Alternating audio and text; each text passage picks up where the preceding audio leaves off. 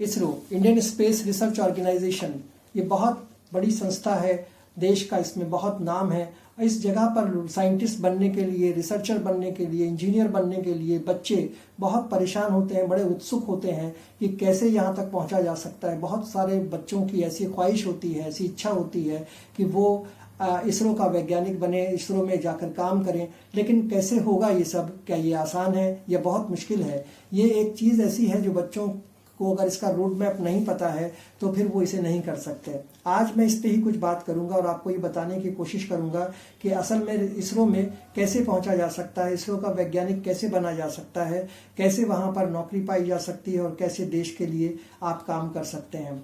सबसे पहली बात यह है कि इसरो ज्वाइन करने के लिए आपका कमिटमेंट होना चाहिए कि आप एक वैज्ञानिक बनना चाहते हैं। ये सबसे पहली बात है। दूसरी बात यह है कि अगर आप 10th क्लास में 10+2 क्लास पास किया है, सीनियर सेकेंडरी आपने पास किया है, तो उसमें आपके पास मैथ और साइंस होना बहुत ज़रूरी है। बायोलॉजी के बच्चे भी इसरो पहुंच सकते हैं, लेकिन वो रास्ता वो बहुत मुश्किल रास्ता है। उसमें आपके लिए बहुत कठिन परीक्षा देनी होगी। पहले आपको इंजीनियरिंग करनी होगी, उसके बाद इसरो के वैज्ञानिक बनने के बारे में आप सोच सकते हैं।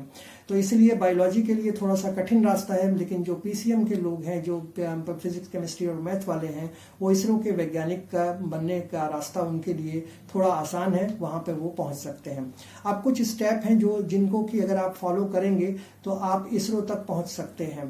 पहला स्टेप ये है कि आपको 12वीं के बाद बीटेक या बीई करना पड़ेगा, जो आप किसी भी ब्रांच में कर सकते हैं, चाहे आप एरोनॉटिक्स में करें, एरोस्पेस में करें, मैकेनिकल में करें, चाहे आप इलेक्ट्रिक में करें, चाहे आप इलेक्ट्रॉनिक्स में करें या आप कंप्यूटर साइंस में करें। दूसरा स्टेप ये है कि कोशिश ये करें कि आपका एडमिशन किसी बड़े नामी ग्रामी टॉप इंस्टीट्यूट में हो जाए, जैसे आईआईटी है, एनआईटी है। तो अगर आप वहाँ से इंजीनियरिंग करते हैं तो फिर इसका फ़ायदा आपको मिलेगा, क्योंकि जो इसरो का सिलेक्शन है वो कॉम्पिटिबिलिटी पर होता है।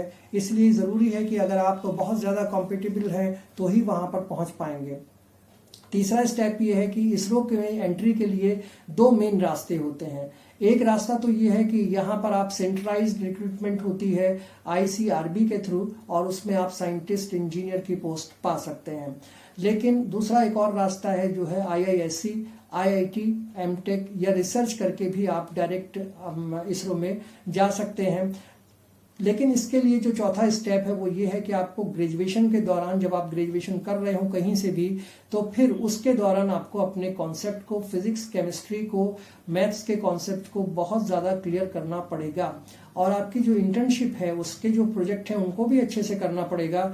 और सबसे मेन बात यह है कि कोडिंग आपको आनी चाहिए, प्रॉब्लम सॉल्विंग स्किल आपको सीखनी पड़ेगी। कोडिंग पर आपको ज़्यादा जोर देना पड़ेगा, आपको प्रॉब्लम सॉल्विंग स्किल पर बहुत ज़्यादा जोर देना पड़ेगा। अगर हम इसरो की बात करें तो वहाँ सिर्फ डिग्री से ही सिलेक्शन पा जाने से ही काम नहीं होता। वहाँ पर आपको स्ट्रॉन्ग कॉन्सेप्ट चाहिए होते हैं, आपका कॉम्पिटिबिलिटी होनी चाहिए, आपके अंदर कंसिस्टेंसी होनी चाहिए, डेडिकेशन आपके अंदर होना चाहिए। अगर ये सारी चीज़ें होंगी तो आप इसरो के अच्छे वैज्ञानिक बन सकते हैं, अच्छे इंजीनियर बन सकते हैं। बच्चे में एक जेन्युइनली एक जुनून होना चाहिए, एक इस फील्ड में जाने के लिए, स्पेस फील्ड में जाने का बहुत उसका इंटरेस्ट होना चाहिए। और अगर आपके अंदर इंटरेस्ट है तो उसके बाद आपको रोड मैप पता होना चाहिए कि कैसे आप वहाँ पे पहुँच सकते हैं। तो जो रोड मैप मैंने बताया है, इस पे अगर आप चलेंगे तो इसरो तक पहुँचना नामुमकिन नहीं है। हाँ, मुश्किल ज़रूर है, लेकिन नामुमकिन नहीं है। अब अगर बात करें कि इसरो के वैज्ञानिक की सैलरी क्या होती है, उसको कितनी तनख्वाह मिलती है, तो इसरो के वैज्ञानिक को शुरुआत में 65,000 रुपये से लेकर 85,000 रुपये तक मिलते हैं। और जैसे जैसे आप सीनियर होते जाते हैं, ये तनख्वाह आपकी 2 लाख से 3 लाख तक भी पहुंच जाती है। कैसा लगा आपको मेरा ये वीडियो? इस पर अपनी राय ज़रूर दीजिएगा, लाइक कीजिएगा, शेयर कीजिएगा, कमेंट कीजिएगा और मेरे चैनल को सब्सक्राइब भी कर दीजिएगा। Thank you so much.